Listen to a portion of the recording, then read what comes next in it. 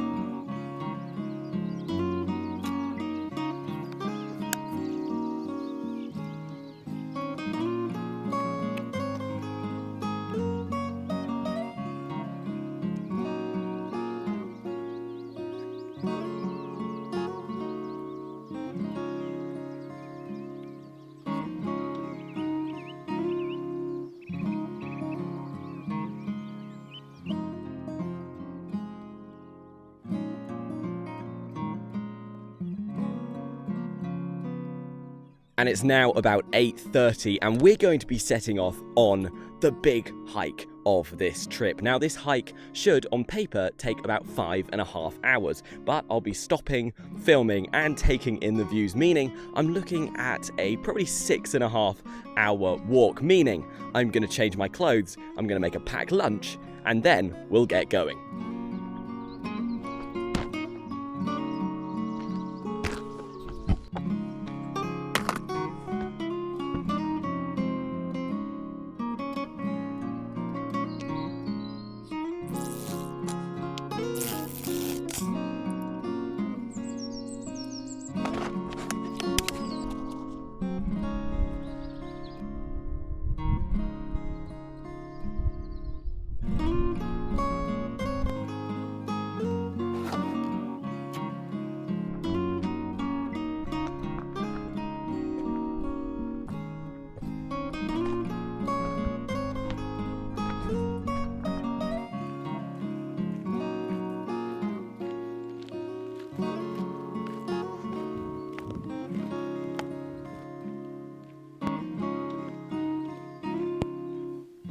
We've been walking through forests and now we're in the open and this is absolutely stunning. Now the sun isn't on my side of the path, so it's still pretty chilly. In fact, on some of the tables and chairs there is frost. But I thought I'd take this moment to answer a question I'm commonly asked when it comes to these car camping trips, and that is, do I get lonely traveling on my own? My instinctive answer is no, of course I don't. It's awesome, it's great fun. I think I've taken this trip to really reflect on it, and for me it's very much that opportunity that I've got to make the most of. I've got to use this time, I've got to get out and explore places like this, because I'm only on this planet for so long, and areas of natural beauty like this may only be around, again, for so long.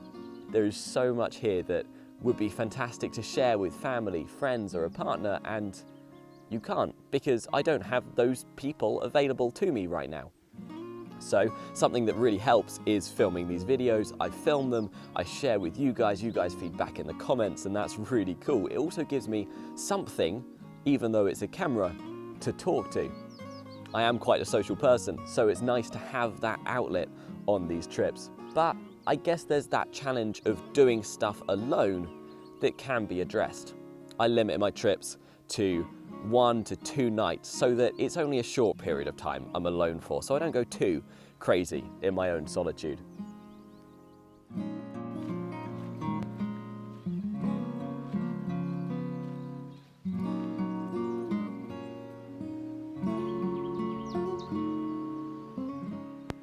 And here's a glimpse of the next landmark on this walk, an enormous dam, I believe called Penny Garag. Correct me if my Welsh is wrong.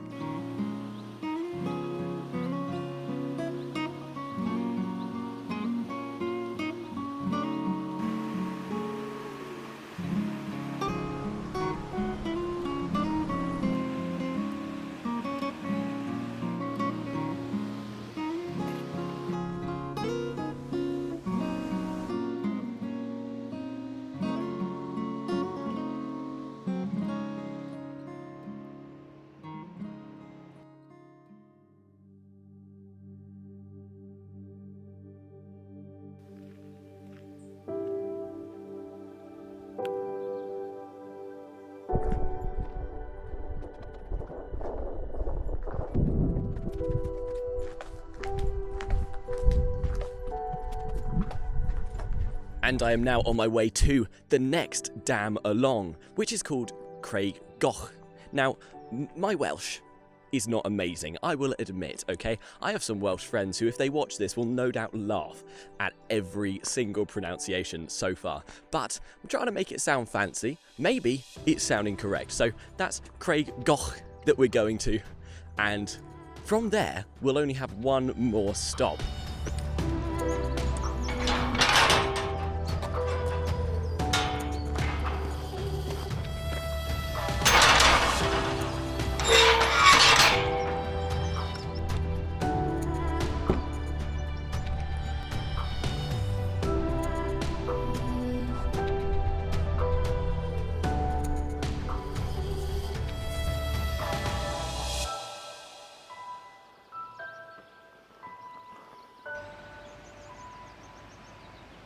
And we have reached Craig Goch, our final dam. I hope you can see it behind me, and I believe this one we get to walk over the top.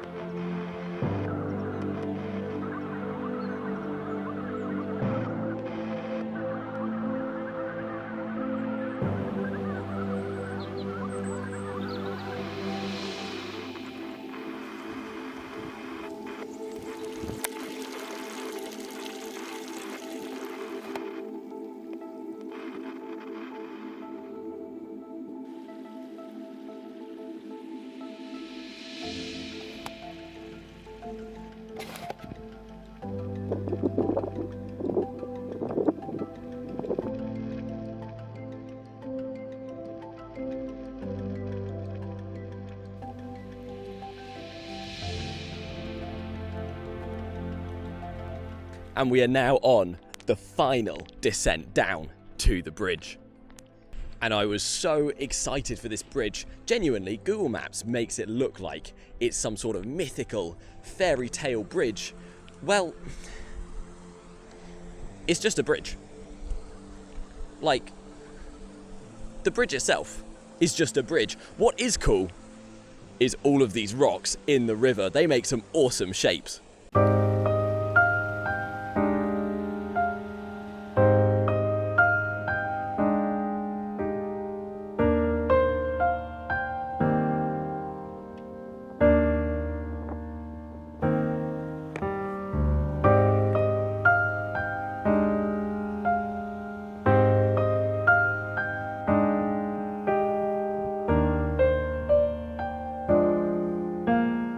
And it has been an absolute pleasure exploring this part of Wales. So now I'm going to leave you with the statistics for the mega hike that we just did.